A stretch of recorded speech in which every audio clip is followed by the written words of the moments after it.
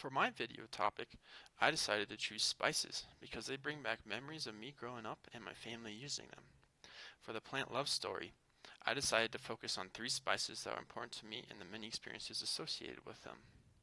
So, for this video, I will instead focus on what a spice is, the many popular spices used around the world, and then finish up with the history of the spice trade. Now then, let's start off with classifying what a spice is. According to Merriam-Webster, a spice is any of various aromatic vegetable products used to season or flavor foods. Spices cover a large range of plants, and so we see a huge diversity in what we define as a spice.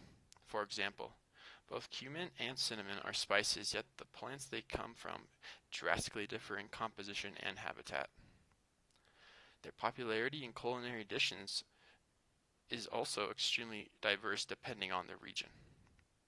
Overall, spices cover a huge range of plant species that originate from all corners of the globe. Another part of spices I think would be helpful to cover our understanding are the parts of the plants that they come from.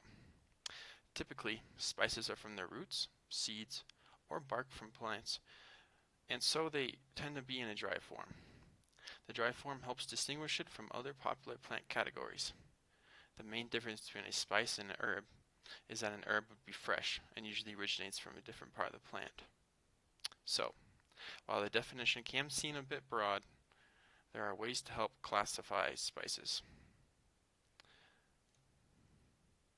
So, what are some popular examples of spices used across the globe? Let us start off with my favorite, cayenne. Cayenne peppers were discovered by the Western world in Cayenne, French Guiana during the 13th century. Ever since, the spice has been traded around the world and used in a variety of dishes. Cayenne peppers are now grown around the world, from India to Mexico. The pepper also has many health benefits. The website WebMD lists health benefits such as reducing high blood pressure or helping induce your metabolism to burn even more calories than normal. Another spice that has spread across the globe is cinnamon. The species we use the most, cinnamon verum, is native to Sri Lanka. They are grown in warm climates, and other cinnamon species are grown in Southeast Asia or India. The spice comes from the bark and leaves of the plant primarily. Today, we see it all around the world being used in multiple cultures and dishes. Cinnamon, if used at the right dosage, can also help people with diabetes or those who suffer from irritable bowel syndrome. The last popular spice I will cover in this video is turmeric. While I personally have little experience with the spice, I believe that it would be a cool one to cover. In its culinary sphere, the spice is used in many Asian dishes for its flavor or color.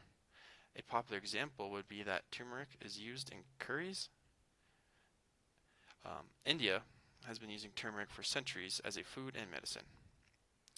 Some animal studies have shown that turmeric has potential for anti-cancer properties as well. Finally, I'll briefly cover the history of the spice trade. While it does heavily involve colonialism, the trade was so significant it shaped the old world's politics and borders. The event started when the Ottoman Empire took control of Constantinople, effectively taking control of the Mediterranean trade routes that connected Asia and Western Europe. This led European powers, like Spain and Portugal, to start exploring alternative maritime routes. A significant player would be Portugal. In their efforts to trade with East Asia, Portugal helped develop the Horn of Africa and other areas along the routes. The desire for the wealth of spices brought would cause European nations to further innovate in maritime travel. You could argue that the spice trade kicked off the events that would connect the entire globe together. This also drove Spain to go to the New World, where they discovered spices such as the allspice. I just thought the history was cool to bring up because cinnamon could have indirectly led to the earth becoming more connected. And that wraps up my small presentation on spices. I hope I was able to teach you a few things about spices. Thank you for your attention, I appreciate it. And then I'd like to say thanks to Pixabay for the royalty-free photos and WebMD for the health information. Thanks again.